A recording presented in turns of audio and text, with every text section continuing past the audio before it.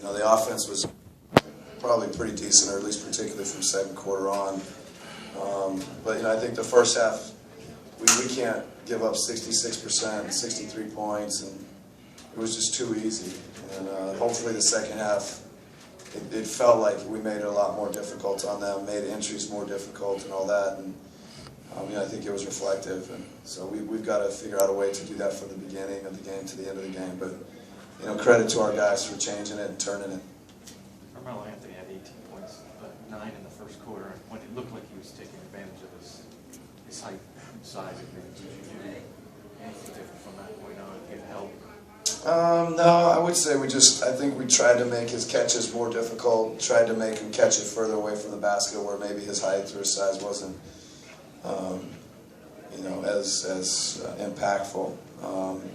And I think just more physical, making it tougher on the guys feeding him everywhere, just tried to make it more difficult. I thought Bays in the second half, the third quarter, was denying him, making his catches tough. And then you follow it with Tabo coming in and Tabo's activity and, a lot of the same. So, those two guys' energy and effort was very good. You got a little play of Mike Scott, second quarter, bring you guys back in that run there? Yeah, no, I thought Mike Scott and the bench really, I would say probably even parts of the first quarter allowed us to stay close, and then into the second quarter, Dennis and Mike were both very good, and I thought Lamar made some good plays, and Tabo, we already mentioned, so I thought that was very big. You lost Tiago in the first half, and it seemed like from then on out, Millsap played a lot of center. What do you get from him when he's in the center position? Well, I think him and Mike Scott are very unique, and offensively they can create kind of situation and spacing and things that hopefully put us in a good place. And then Paul, has a knack for guarding big guys.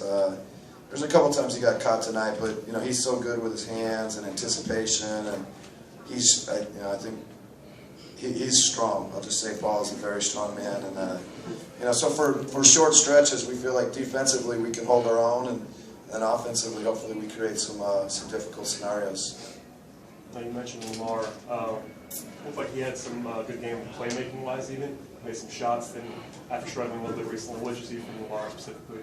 Yeah, no, I think that's his playmaking is probably the thing that's, along with competing defensively, his playmaking is what gets him on the court. And he makes great decisions, makes reads, and sees passes that are pretty high level. When he's doing that and making a few plays, getting to the rim for a layup, made a three, he's a very good, diverse player.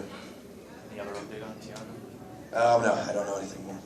Coach Dennis was plus 24. Why was the team so good with him on the floor? I thought he just brought a little bit of an edge that we were lacking. That to start the game and a lot of the first half, we didn't have the edge, or we didn't have the same edge that Dennis had. So I thought, he came in and defensively got after it, and offensively he was in an attack aggressive mode.